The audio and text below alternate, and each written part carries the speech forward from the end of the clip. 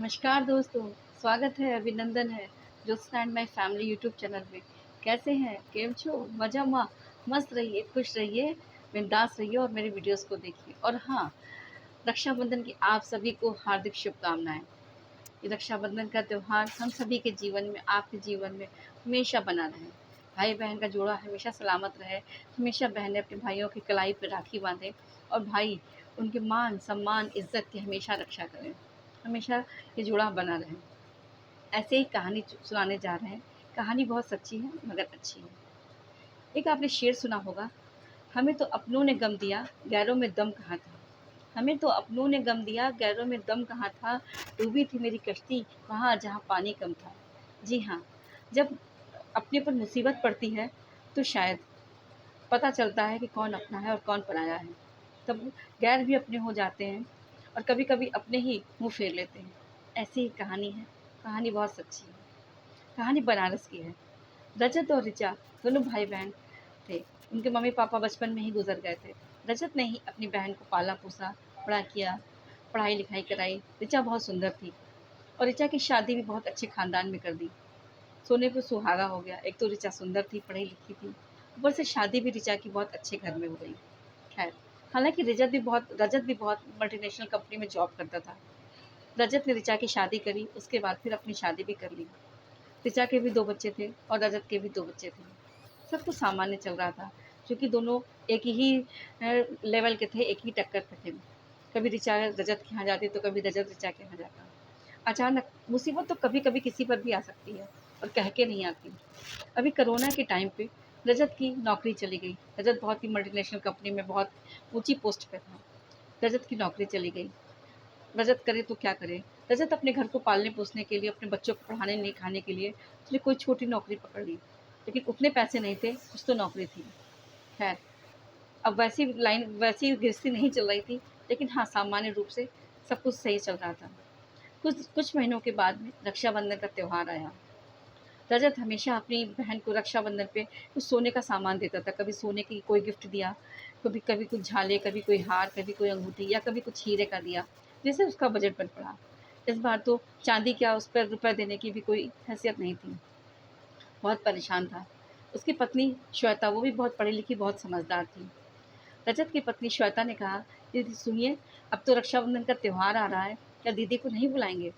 तो रजत ने कहा, दीदी को क्यों नहीं बुलाएंगे, ऋचा को क्यों नहीं बुलाएंगे, लेकिन बुलाने के लिए मेरे पास यार आपकी कोई पैसे नहीं है, और बुला भी लूँगा तो मैं उसको दूंगा क्या? हमेशा तो मैं सोने की और चांदी के कोई ना कोई गिफ्ट देता हूँ। देखो पिछली बार मैंने हीरे की अंगूठी उसको गिफ्ट में दी थी, अब की बार तो मेरे पास कोई पैसा नहीं है, तो मैं क्या दूंगा, किस मुँह से उसको बुलाऊंगा? तो श्वेता ने कहा, अरे इतनी सी बात है, आपने मुझे झाले जो दिए थे और वो आप दे दीजिए दीदी को रक्षाबंधन पे।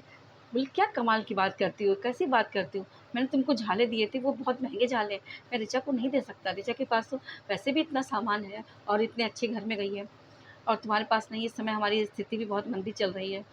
तो श्वेता ने कहा, कोई बात नहीं, आपकी अच्छी नौकरी लग जाएगी, फिर मुझे दे दीजिएगा। सोना तो आता जाता रहता है, और फिर नौकरी है, इस समय खराब चल रही है, अपने भी अच्छे दिन आ जाएँगे, फिर अच्छी नौकरी लग जाएगी।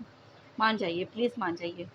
खैर, रजत भी बहुत ही लाख मनाने के बाद भी जब जब श्वेता नहीं मानी तो रजत मान गया। रजत बोला, अच्छा ठीक है, भैया हम तुम कहती हो तो हम दे देंगे, लेकिन हाँ, मैं वादा करता हूँ मेरी जैसे भी अच्छी नौकरी लगेगी, मैं तुमको बहुत अच्छे से झाले बनवा के दूँगा।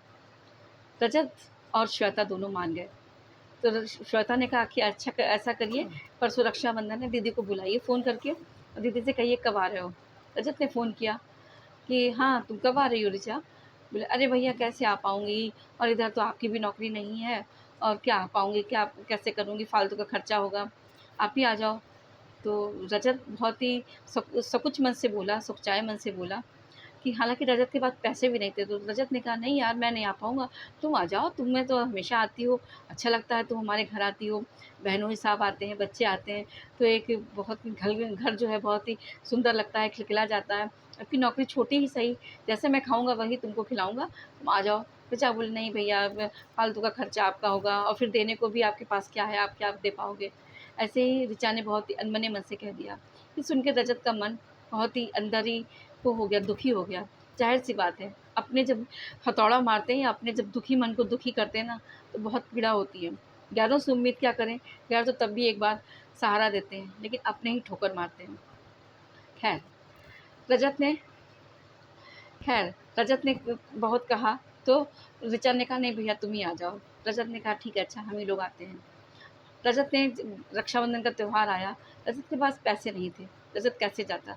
रजत ने पड़ोस से उधार लिए कुछ पैसे और अपनी पत्नी के साथ अपनी बहन के यहाँ चला गया। बच्चों को अपनी नानी के यहाँ छोड़ दिया। बच्चे जाएंगे तो फालतू का खर्चा होगा, फिर ऋचा भी कुछ देगी, तो इससे बेहतर है चलो वहाँ छोड़ देते हैं नानी के यहाँ। रजत और उसकी पत्नी श्वेता जब अपनी बहन ऋचा के यहाँ गए तो ऋचा अपने पति से बात कर रही थी। ऋचा के पति ने कहा अरे अब कि तुम्हारे भैया नहीं आ पाए तो तुम ही चली जाओ, कम से कम उनके यहाँ। बोले अरे कैसे जाऊँ, वो इतने गरीब हो गए हैं और उनके पास पैसा भी नहीं है, वो क्या मुझे देंगे, फालतू का हम कितना खर्चा करेंगे, उसका तो आधा भी नहीं मुझे मिल पाएगा। क्या है, रक्षाबंधन का कौन सा त्यौहार ऐसा है, ठीक है वो अपने घर में खुश रहें, हम अपने घर में खुश हैं, और ज़रूरत भी नहीं, ना हम वहाँ जा पाएंगे ना वो हमारे घर आ पाएँ, फालतू का खर्चा हमारा होगा और फालतू का उनका भी खर्चा होगा, और देने को नाम के वो हमको एक पैसे भी नहीं दे पाएंगे, सोना तो बहुत दूर की बात है।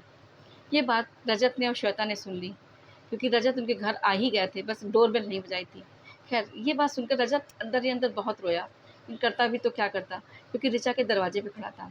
खैर उसने अपने अंतर मन को आंसुओं से पूछा और ऋचा की डोरबेल बजाई और एक खिलखिलाए चेहरे से, ओह ऋचा मैं आ गया। अरे आप कैसे आ गए भैया? ओह कैसे आ गया, मैं तो ट्रेन से आ गया। रजत ने कहा, बहुत ही प्यार भरे एक उससे चेहरे से कहा, तो ट्रेन से आ गया और देखो तुम्हारी भाभी भी आई हैं। अरे अरे आओ भाभी भैया आओ आओ, बहुत अच्छा लगा आप लोग आ गए, और कोई तकलीफ़ तो नहीं हुई? कोई तकलीफ़ नहीं हुई। चलो चाय नाश्ता हुआ, उसके बाद में रजत ने कहा जल्दी राखी बांधो मुझे घर भी जाना है। अरे नहीं घर जाके क्या करोगे भैया? हाँ तो नहीं नहीं नहीं मुझे जाना है। ठीक है, तो ऋचा ने भी कहा ठीक है तुम्हें जाना हो तो फिर तुम चले जाना अपना। ऋचा ने रजत की राखी बांधी और रचा मन ही मन सोच रही थी, अरे ये इनके पास तो कुछ पैसे नहीं है, मुझे क्या देंगे। रजत ने धीरे से अपना एक छोटा सा डिब्बा खोला, उसमें से अपनी पत्नी के जो झाले थे जो नए नए बनवाए थे उसने अपनी बहन को दिए।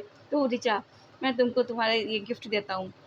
ऋचा जो एकदम उसने झाले देखे बहुत स्तब्ध रह गई, अरे ये भैया कहाँ से आ गए, और आप तो इतनी अच्छी नौकरी करते भी नहीं हो, ये झाले आपने कैसे बनवा लिए, कहाँ से बनवा लिए, कैसे उधार लिए?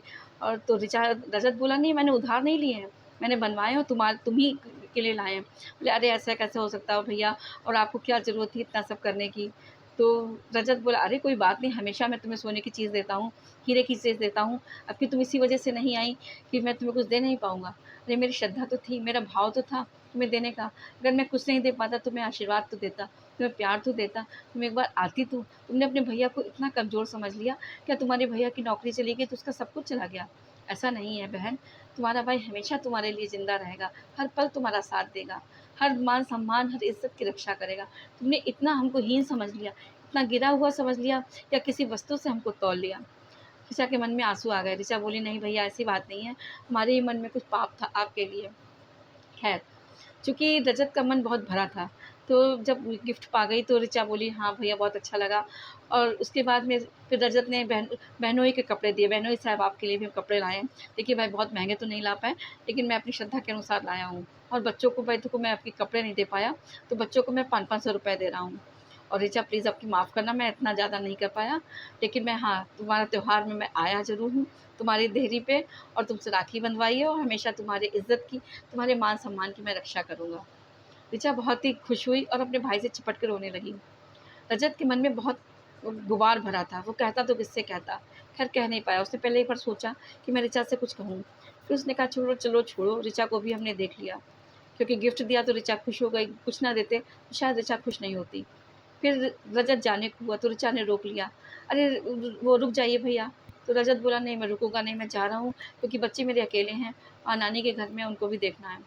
रजत जब घर से ऋचा की देहरी से निकला तो यकीन मानिए अपनी पत्नी से चिपट के बहुत रोने लगा कि आज मेरे ऊपर जब बुरा वक्त पड़ा है तो कोई मेरा साथ नहीं दे रहा।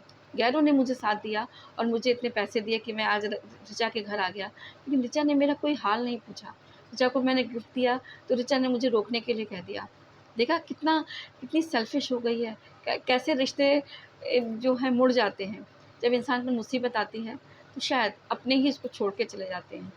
तो मॉरल ऑफ द स्टोरी सच में ये है कि जब अपने ऊपर मुसीबत पड़ती है ना, तब पता चलता है कौन अपना है और कौन बेगाना है। कभी कभी बेगाने अपने हो जाते हैं, और जिनको हम बहुत अपना समझते हैं, जिनके लिए हम बहुत मन मिटने की कोशिश करते हैं, वही शायद हमको धोखा दे देते हैं, वही गैर हो जाते हैं। तो अगर आपको मेरी स्टोरी अच्छी लगी हो तो प्लीज़ लाइक शेयर सब्सक्राइब ज़रूर कीजिए मेरे चैनल को। बहुत दिन से मैं स्टोरी नहीं डाल पाई, मुझे माफ़ करिएगा। कुछ फैमिली प्रॉब्लम है, कुछ मेरी भी प्रॉब्लम है। मैं कोशिश करूँगी कि मैं रोज़ डालूँ, या मैं आपको अच्छी बहुत रोचक कहानियाँ सुनाऊँ। मिलते हैं। जय माता दी।